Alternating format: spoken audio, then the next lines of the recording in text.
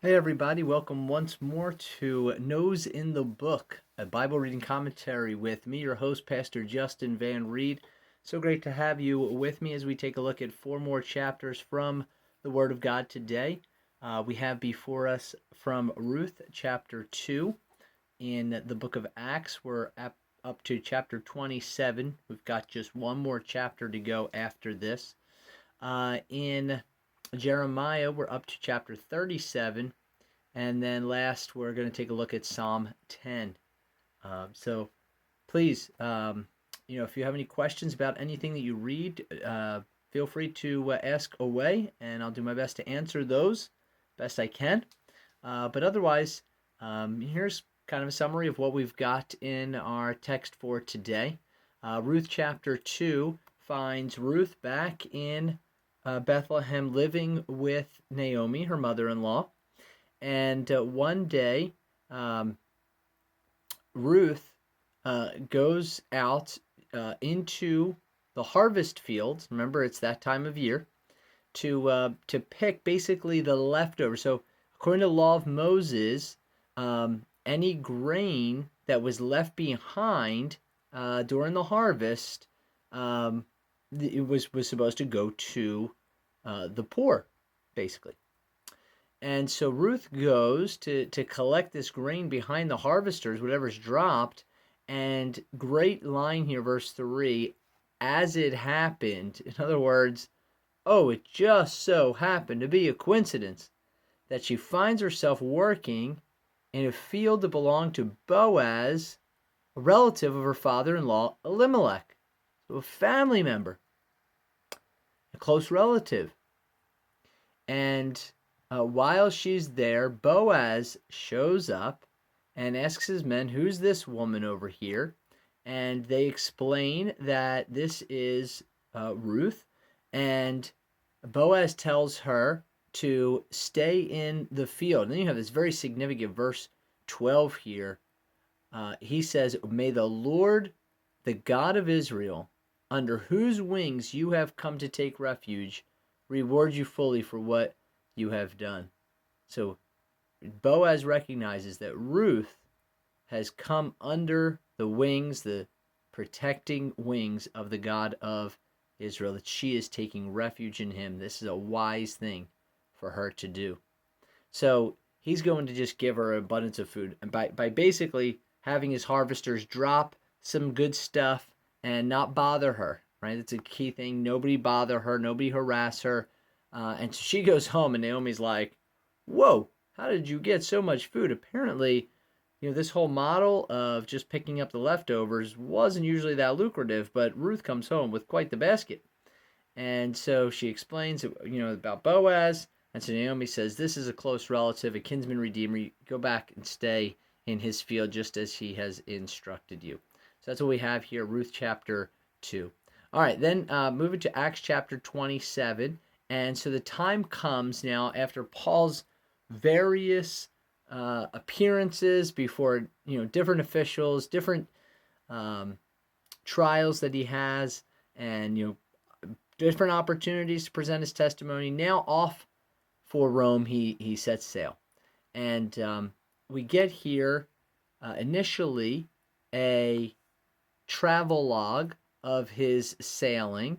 Talks about how um, the ship was scheduled to make several stops at ports along the coast of the province. Then the next day we docked at Sidon, and putting out from there we sailed north of Cyprus. So he's just going through here describing the course of their sailing, and but it's difficult. The trip here is a treacherous trip. And it says they struggle along the coast with great difficulty, verse 8, losing a lot of time, the weather becoming dangerous. It's late in the fall, so there's just a lot going against this trip here. And so Paul, he speaks to ship's officers and says, hey, this is a bad idea. But the officer in charge of the prisoners listens to the captain. And so They go further up the coast of Crete, spend the winter there, and then we have a storm that's recorded that strikes here. And so as they're sailing along, the gale force winds are battering the ship. No one's eating. Paul called the crew together and says, "You should have listened to me. You could have avoided all of this, but take courage. None of you will lose your lives, even though the ship will go down. For last night, an angel told me, don't be afraid, Paul. You will surely stand trial before Caesar." So, Paul, you're going to live. And what's more, God in his goodness has granted safety to everyone sailing with you. All right. So, the storm continues to strike them. And finally, the sailors try to abandon the ship. They lower the lifeboat. But Paul says, "You will all die unless the sailors stay aboard." So they don't go in the lifeboat. But instead, there are 276 on board, and they end up striking a shoal, running the ship aground. And so the ship's breaking apart. So so the commanding officer orders all who could swim to jump overboard and make for land. And then the others hold on to planks and debris.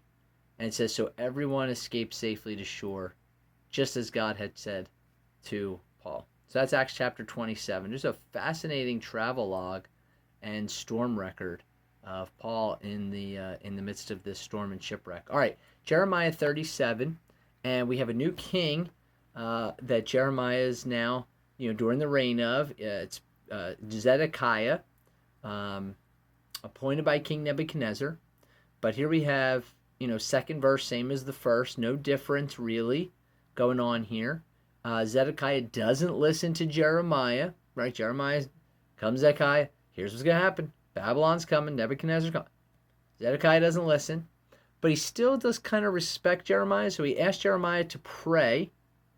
And what's the Lord's will? What's going to happen? And Jeremiah says the Babylonians are going to leave, but they're going to come back. And after this, Jeremiah is arrested. He's accused of leaving, to go to the Babylonians. And he's brought before the king. He has this great line here. Zedekiah requests Jeremiah come to the palace. So Jeremiah is arrested here, right? And Zedekiah calls him out of the jail, has him come before him, says, "You got any messages from the Lord?" Jeremiah says, "Yeah, you will be defeated by the king of Babylon." Full stop, period. And Jeremiah says, "By the way, why am I being treated like this? Don't put me back in the dungeon." And so Zedekiah moves him to the palace prison. Seems to be a better place to stay. And also the king commands that Jeremiah be given a loaf of fresh bread every day. And so that's where we leave Jeremiah here in chapter 37. All right, last up, Psalm 10. And this is one of those Psalms where it's not very positive, because the whole Psalm acts as a call for God to not let the wicked get away with their wickedness. And so the psalmist here is reflecting on, his feelings like God is far away, God's not answering, the wicked are prospering. Goes on to describe in detail here, how it looks like the wicked are prospering, how they're claiming to be prospering, and they think they're getting away with everything. And so please, Lord, come, Lord, act, Lord, intervene here. Don't let this be the case. This can't be the case because of who you are, God. And so arise, verse 12, punish the wicked, do not ignore the helpless. Why do the wicked get away with despising God? They think God will never call us to account, right? But you see, Lord, this isn't the reality, what the wicked say. So, Lord, be who you are. Break the arms of these wicked, evil people. Go after them. The Lord is king forever and ever. The godless nations will vanish from the land. You will bring justice to the orphans and the oppressed, so mere people can no longer terrify them. So, Lord, please come and act. That's what we have for Psalm 10. All right, that's all we have time for today. Again, we had Ruth chapter 2, Acts chapter 27, Jeremiah 37, and Psalm 10. Thank you so much for being with me these last few minutes. I hope you enjoy your time reading and studying the Lord's Word today. Until next time, keep your eyes on the Lord and your nose in the book. We'll see you again soon.